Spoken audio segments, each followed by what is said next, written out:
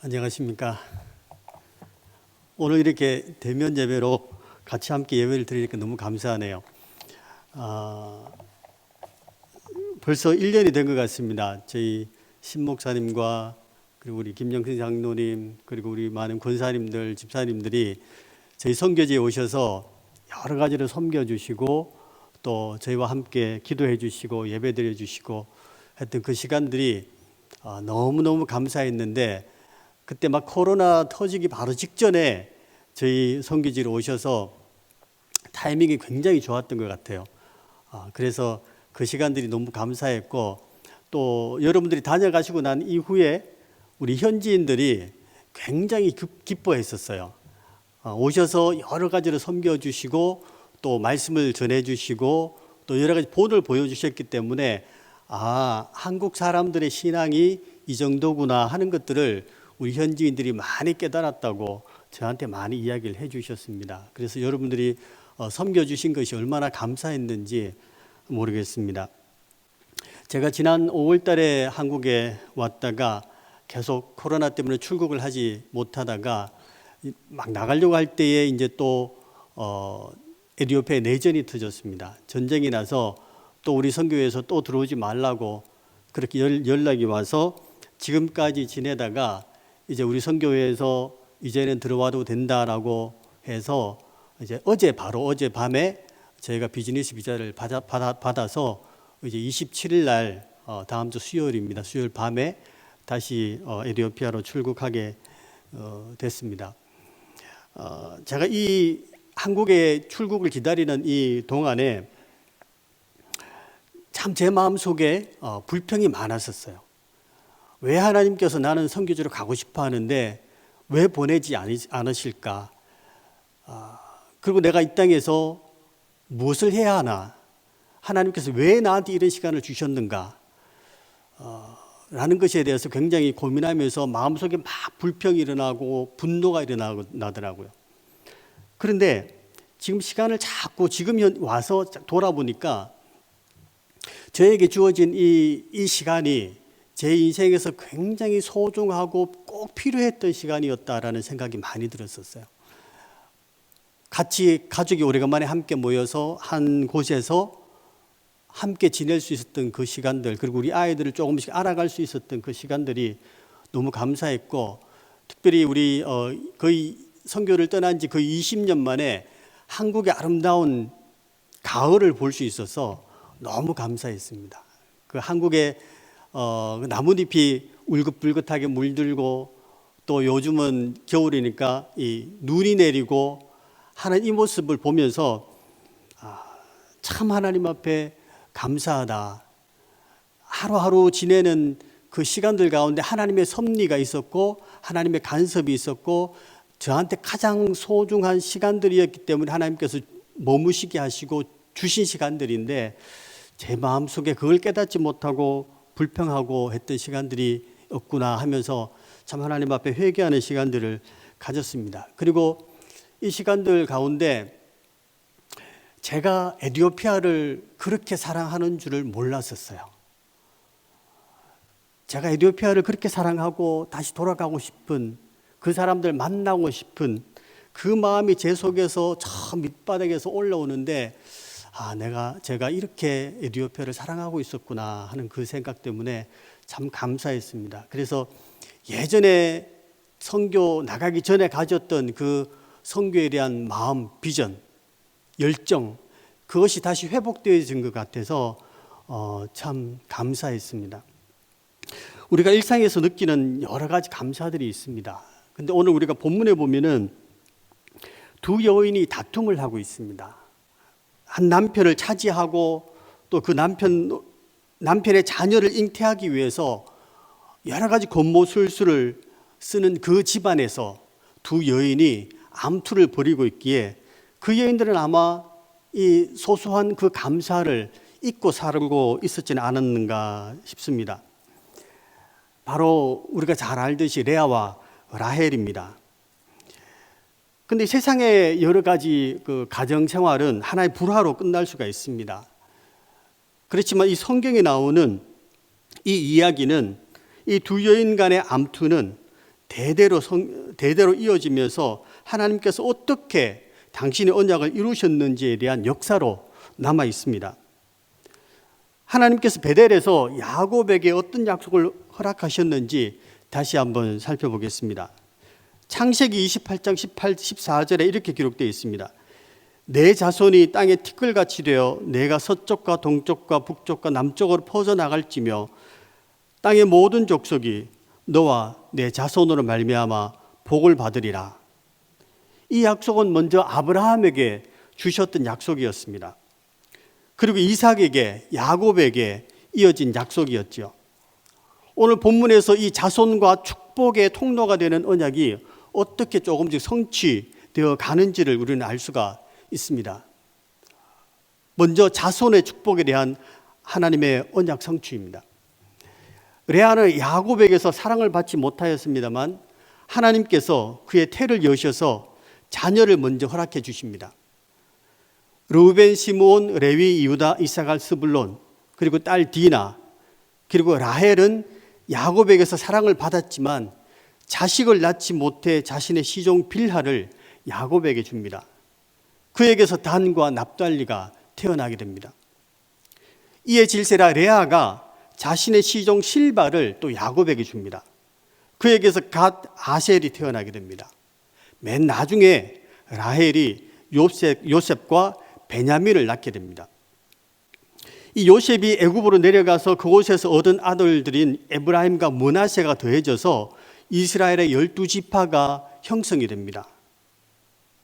이 두 아이들이 합쳐지고 레위는 하나님의 제사장이었기 때문에 그 12지파에서 제외되면서 12명의 자녀들이 12지파가 형성이 되어집니다. 하나님께서 이렇게 인간의 시기심과 질투심을 사용하셔서 당신의 자손에 대한 언약을 성취시켜 나가십니다. 그런데 이 자녀들의 이름을 보면 그 어머니의 고통을 짐작할 수가 있습니다. 르우벤의 이름은 보라, 아들이라 라는 의미가 있습니다. 레아가 야곱이 라헬만 사랑하는 것을 보고 얼마나 아들을 낳기를 희망했으면 보라, 아들이라 라는 그 의미의 이름을 지었겠습니까? 시므온은 하나님께서 들으셨다라는 의미입니다. 하나님께서 레아가 사랑을 받지 못하고 있음을 들으셨다라는 그 의미입니다. 레위는 연합이라는 의미를 갖고 있습니다. 남편이 자기와 연합하리라는 그 희망을 반영하고 있습니다. 그런데 재미있는 이름도 있습니다. 라헬이 자신의 시종 빌하에게서 낳은 자식의 이름을 납달리라고 짓습니다. 그 의미는 나의 시름이라는 의미입니다. 시기와 질투심으로 언니와 얼마나 크게 싸웠는지 한바탕 씨름을 했다는 그 의미를 갖고 있습니다. 제가 섬기는 그 보라나 종족도 이름에 나름대로 의미를 부여합니다. 이름을 들으면 그가 태어날 당시의 상황을 우리는 짐작해 볼 수가 있습니다. 예를 들어서 디나는 디다라는 이름이 있습니다. 디다는 넓은 들에서 태어났다라는 의미입니다. 임산부 자기 어머니가 들로 나가다가 거기서 태어났다는 겁니다. 보르는 비 오는 날에 태어났다라는 의미를 갖고 있고, 따떼차라는 이름은 가시나무 아래에서 태어났다라는 그 의미를 가지고 있습니다.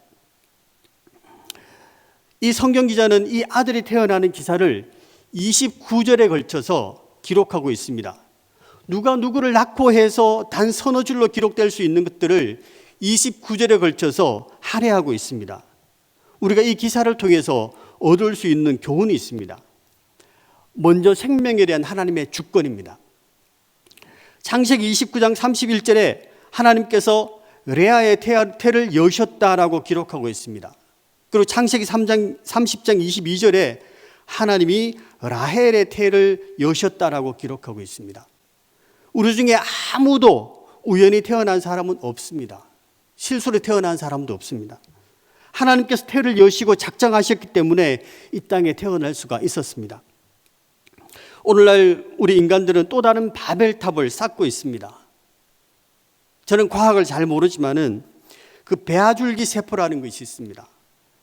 그것으로 인간을 복제를 하려고 합니다.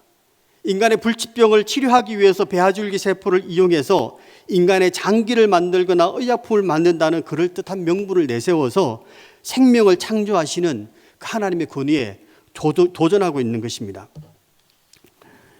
이렇게 우리가 조금씩 양보하다가 나가다 보면은 정말 공상과학 영화에서 나오는 그 복제 인간이 나올 수도 있을 것 같습니다.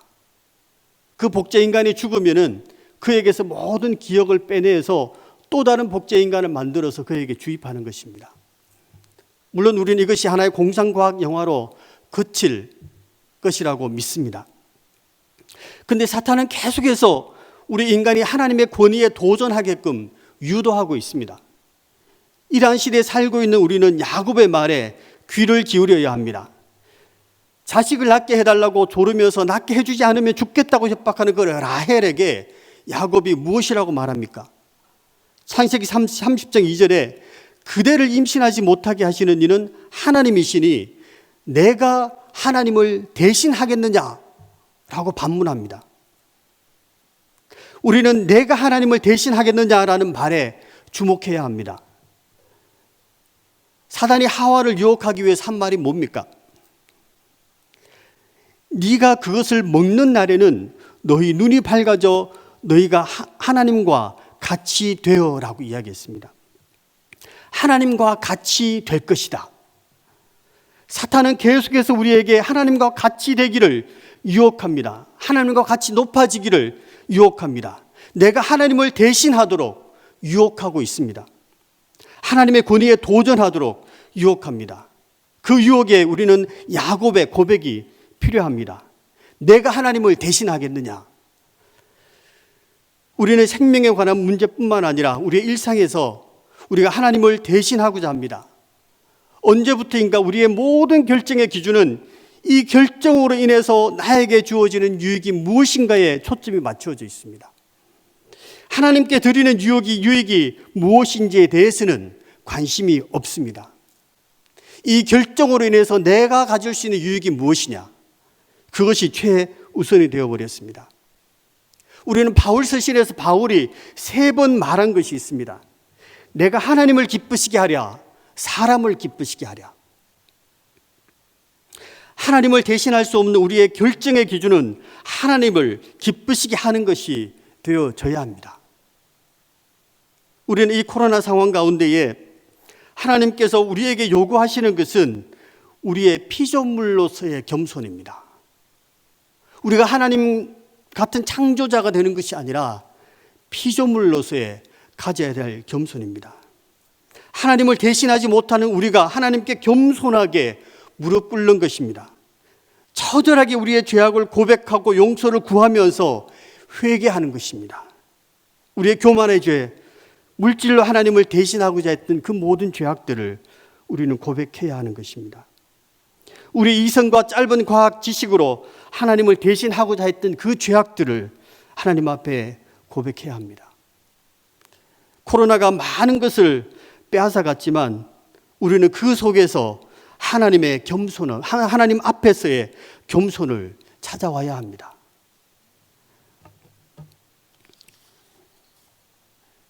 야곱의 자녀 출생의 기사를 통해서 우리가 얻을 수 있는 두 번째 교훈은 하나님께서는 항상 우리를 지켜보고 듣고 계신다는 사실입니다. 창세기 29장 31절에 여호와께서 레아가 사랑을 받지 못함을 보시고 라고 말씀하고 있습니다. 그리고 30장 22절에는 하나님이 그를 들으시고 라고 기록하고 있습니다. 29장 31절에서 30장 24절까지 하나님께서 보시고 들으셨다는 표현이 6번 나옵니다. 6번 모두 남편에게 사랑받지 못하는 레아의 고통을, 그리고 자녀를 잉태하지 못해 괴로워하는 라헬의 고통을 하나님께서 듣고 보고 들으셨다라고 기록하고 있습니다. 자신들의 가장 가까이에 있는 그 남편 야곱이 보고 듣지 못한 것을 하나님께서는 그들의 고통을 보고 듣고 계셨다는 것입니다. 이 얼마나 감동적인 하나님의 사랑입니까? 제가 사역하고 있는 그 보라나 종족은 성적으로 아주 문란합니다. 그들은 그것이 죄인지도 모르고 너무나 당연하게 모든 것으로 당연한 것으로 받아들이고 살아가고 있습니다. 한 마을에 과부가 있으면 많은 남성들이 가만히 두지를 않습니다. 과부가 잉태를 하고 출산을 하게 되더라도 그것이 문화이기 때문에 마을 사람이나 가족들 아무도 그 남성이 누구인지 추궁하거나 잡아서 몰매를 치거나 하지 않습니다. 그래서 그렇게 해서 아이가 태어나면은 자연스럽게 그 죽은 남편의 자녀로 삼습니다. 이처럼 성적으로 문란하다 보니까 에이즈가 굉장히 많습니다. 에이즈로 인해서 사람들이 많이 죽어가지만 아무도 그가 에이즈로 죽었다는 것을 말로 하지 않습니다. 결핵으로 죽었다고 이야기하지, 설사로 죽었다라고 이야기합니다. 어떤 이들은 에이즈인지도 모른 채 죽어갑니다. 한 여인이 있었습니다. 그 여인의 남편이 먼저 에이즈에 걸렸습니다. 그리고는 그 부인이 에이즈에 걸렸습니다. 그 부인에게 에이즈에 걸리고 난 이후에 그 남편은 그 여자를 떠나버렸습니다. 그리고는 그 여인에게 한 여자아이가 있습니다. 저희가 만났을 때에 그 여자아이가 한 5살, 6살 정도 되었습니다. 이 여인은 에이즈로 인해서 계속 몸이 점점 허약해져 갑니다. 아무도 자기를 돌볼 수 있는 사람이 없습니다. 돌봐줄 사람도 없습니다.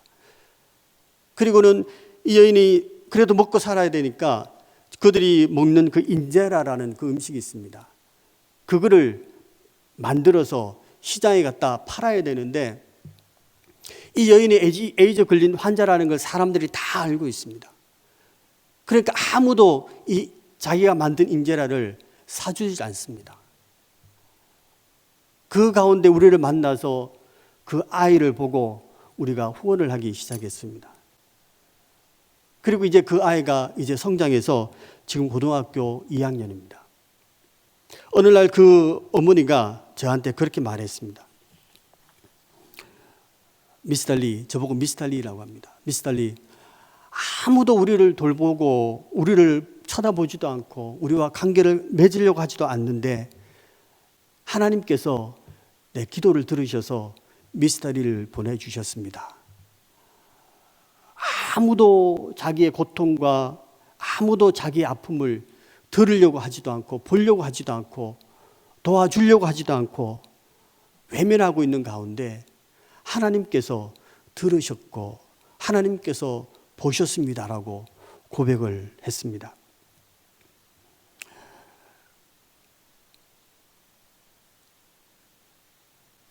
이 코로나 가운데 아파하고 힘들어하고 있는 많은 하나님의 백성들, 우리 모두에게 똑같은 고백이 우리에게 있기를 바랍니다. 아무도 우리의 고통과 아무리 우리 아픔들을 알아주지 않는다 할지라도 하나님께서는 내 고통을 보시고 나의 기도를 듣고 계십니다. 시간이 지날수록 제가 나이가 조금씩 한 해를 지나가면서 하나님께서 나와 함께 하시고 하나님께서 내 기도를 듣고 응답하신다는 그 사실이 더 가슴에 깊이 와닿는 것 같습니다. 그래서 우리 권사님들, 장로님들이 이 찬송을 굉장히 좋아하지요. 지금까지 지내온 것 주의 크신 은혜라. 저는 예전에 이 찬송을 왜 그렇게 나이 드신 분들이 부르시는지를 이해를 못했습니다. 그런데 제가 이제 조금씩 나이가 들어보니까 왜 그분들이 이 찬송을 좋아하시는지, 이 찬송을 부르면서 눈을 지그시 감으시고 왜 그렇게 은혜롭게 부르시는지 이제는 조금은 이해가 될 것 같습니다. 그렇습니다. 하나님께서는 아무도 알아주지 않는 우리의 고통을 보고 듣고 계십니다. 우리가 이 야곱의 자녀들의 출생 기사를 통해 우리가 알 수 있는 또 하나는 아무리 인간에게 인정을 받고 사랑을 받을지라도 인간의 사랑으로 해결할 수 없는 것이 있고 만족시키지 못하는 것이 있다는 사실입니다. 라헬은 남편이 야곱의 사랑을 듬뿍 받았습니다. 그 많은 사랑을 혼자 독차지하고도 그녀의 마음은 늘 허전했습니다. 만족한 삶을 살지 못했습니다. 바로 하나님께서 해결해 주셔야만 하는 영역이 있었기 때문입니다. 하나님은 너무나 공평하신 분이신 것 같습니다. 남편의 사랑을 받고 사는 라헬은 자녀가 없어서 괴로워하고, 자녀를 듬뿍 가진 레아는 남편의 사랑이 없어서 괴로워합니다. 이웃이 모든 것을 다 가진 것 같아도 나름대로 그 아픔이 있습니다.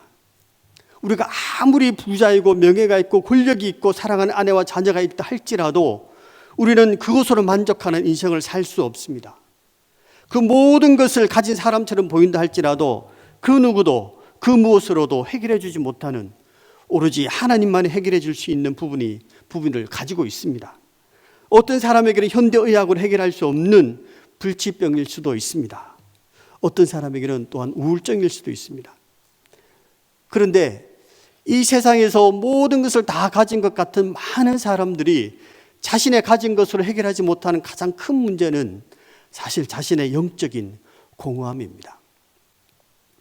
하나님께서는 사람을 영적인 존재로 창조하셨습니다. 그것은 오로지 창조주이신 하나님을 발견할 때에 채워지는 것입니다. 우리가 힌두교에 보면은 힌두교의 출가 고행자들이 사두라는 사람들이 있습니다. 그 사람은 나무 위에 올라가서 수년간 생활을 하거나 한쪽 발만으로 버티고 서서 생활하는 등 수행 방식이 혹독한 것으로 유명하다고 합니다. 이런 수행을 하는 이유는 해탈의 경지에 이르기 위해서라고 합니다. 몇 년 전에 제가 기사를 읽은 적이 있습니다. 38년간이나 오른쪽 팔을 들고 생활하는 한 사두가 해외 인터넷 사이트에서 화제를 모은 적이 있습니다. 이 사람은 아이 셋을 둔 중산층 가장에서 살던 사람입니다. 아마바라티라는 사람인데 오늘날 인생을 힌두교의 시바신에게 바치겠다고 결심하고 가진 것 전부를 버리고 수행에 들어갔습니다. 그 이후에 그는 수행을 하면서 자신이 가진 욕심을 버리기 위해서 오른팔을 든 채 살기로 결심을 했다고 합니다. 그는 현재 이 오른팔을 사용할 수 없는 지경에 이르렀지만 그를 따르는 많은 수행자들이 그를 존경의 대상으로 삼고 있다고 합니다. 저는 이 기사를 보고 참 마음이 아팠습니다. 그가 마음에 하나님만이 채워줄 수 있는 그 공허함이 있었기에 자기의 모든 것들을 다 버리고 재물과 모든 가족들까지 다 버리고 엉뚱한 신에게 자기의 인생을 바쳤습니다. 그러면서 그 고달픈 인생을 살아가는데 그 사람에게 하나님의 복음이 그 심령에 전해졌다면, 누군가 그 사람에게 하나님의 말씀의 씨앗을 뿌려줬다면 그가 하나님께서 채우시는 그 말씀의 은혜와 능력으로 기쁘게 가족들과 함께 살아갈 수 있었을 텐데 아무도 그에게 말씀을 증거해 주는 자가 없었기에 그는 그 고행을 하며 살아갈 수밖에 없었던 것입니다. 우리는 우리 마음속에 채울 수 없는 그 공허함은 하나님의 말씀과 기도로 채울 수가 있습니다. 하나님의 말씀과 기도만이 우리의 공허함을 채울 수가 있습니다. 이 많은 코로나 시대 때에 많은 사람들이 우울해합니다. 많은 사람들이 심적으로 힘들어하고 침체되어 있습니다. 여러분, 그때에 성경 말씀을 읽으시기 바랍니다. 성경 말씀을 읽으시면 회복이 됩니다. 여러분들은 이것이 너무나 당연한 얘기이기 때문에 여러분들이 얼마나 가슴 깊이 받아들이시는지 모르겠지만은 말씀을 읽다 보면은 거기에 생수의 강이 흘러넘칩니다. 여러분들, 저는 거의 매일 한강 뚝으로 가서 운동을 했습니다. 저는 저 많은 맑은 물이 저렇게 많이 흘러가는 강이 우리나라에 있다는 것이 얼마나 감사한지요. 그리고 이 도심 중앙에 그런 강이 흘러가고 있다는 것이 얼마나 감사한 건지 모릅니다. 세계 어느 나라에도 이런 강을 찾아보기 힘들 것입니다.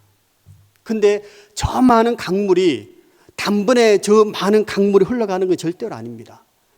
산에 비가 와서 빗물이 쫄쫄쫄 흘러내려서 개울에 물이 고이고 그 물이 흘러서 다시 조금 더 큰 개울을 만나고 그리고 조금 더 큰 강을 만나고 그렇게 해서 저 한강으로 저 많은 물이 흘러내려오는 것입니다. 우리가 말씀을 읽을 때에 한 번에 우리 마음속에 생수의 강이 흘러 넘치는 것이 아닙니다. 우리의 얼어붙은 마음에, 우리의 이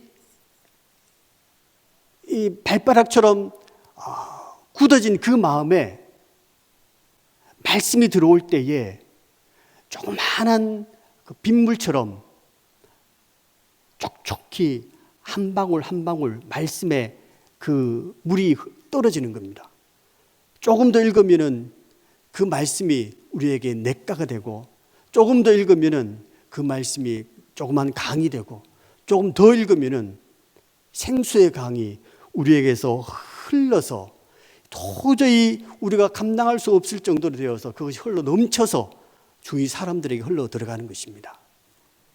그래서 여러분들이 말씀을 읽고 묵상하십시오. 그것만이 우리의 생명입니다. 그것만이 우리의 힘이 됩니다.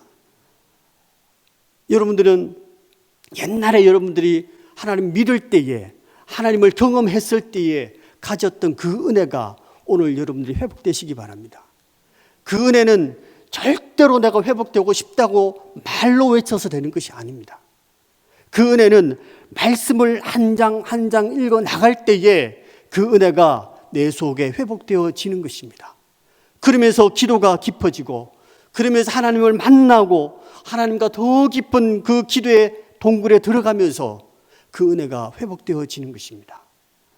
그거는 말씀을 읽는 것부터 시작이 되어지는 것입니다.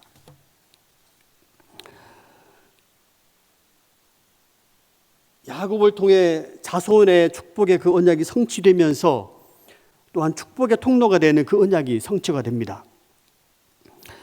이 축복의 통로가 되는 이 언약의 성취는 먼저 내가 내 자신에게 인정받는 것으로부터 시작을 합니다. 라헬이 요셉을 낳은 후에 야곱은 이제 처자를 데리고 자신의 고향 가나안으로 가고자 합니다. 그때 외삼촌 라반이 내 품삯을 정하라, 내가 그것을 주리라 라고 말합니다. 야곱이 라반에게 이렇게 말합니다. 창세기 30장 29절에 내가 어떻게 외삼촌을 섬겼는지, 어떻게 외삼촌의 가축을 쳤는지 외삼촌이 아시나이다. 그리고 그 품삯은 새로 태어나는 염소와 양 중에 아롱진 것과 점 있는 것과 검은 것은 자신의 것이 될 것이라고 말하면서 후일에 외삼촌께서 오셔서 내 품삯을 조사하실 때에 나의 의가 내 대답이 되리라 라고 그렇게 말을 합니다. 외삼촌이 아시나이다, 나의 의가 내 대답이 되리이다 라는 이 말은 자신의 삶이 자신에게로 너무나 떳떳한 삶이었다는 것, 그 의미가 포함되어져 있습니다. 자신의 거울에 비춰보아도 자신의 삶이 전혀 거짓이 없다는 그런 의미를 가지고 있습니다. 아담과 하와가 죄를 짓고 난 이후에 하나님께서 부르실 때에 벌거벗은 모습이 부끄러워서 나무 뒤에 숨어버렸습니다. 자신의 자아가 자신이 떳떳하지 못한 것을 깨달았기 때문입니다. 우리의 모든 행동이, 우리의 모든 삶이 내가 내 자신을 바라볼 때에 떳떳한 모습이 되어질 때에 우리는 축복의 통로가 되어지는 것입니다. 또한 이 축복의 통로가 되는 언약의 성취는 타인으로부터 인정받음으로 열매를 맺습니다. 외삼촌 라반이 야곱에게 무엇이라고 말합니까? 창세기 30장 27절에 여호와께서 너로 말미암아 내게 복 주신 줄을 내가 깨달았노니 라고 말합니다. 야곱의 성실함과 정직함으로 인해서 그로 말미암아 라반이 하나님께로부터 복을 받았습니다 라고 고백하는 것입니다. 더욱 중요한 것은 그는 정직과 성실함으로 라반에게 하나님 여호와를 인식시키고 있었다는 것입니다. 내가 내 자신의 행동에 대해서 내 자신이 바라봤을 때 떳떳한 나 자신을 발견하고, 그리고 주변 사람들이 내 행동을 보고 저 사람은 참 하나님의 사람이구나 라고 이야기하면서 하나님을 인식시킬 때에 우리는 진정한 축복의 통로가 되어져서 열매를 맺어져 간다는 것입니다.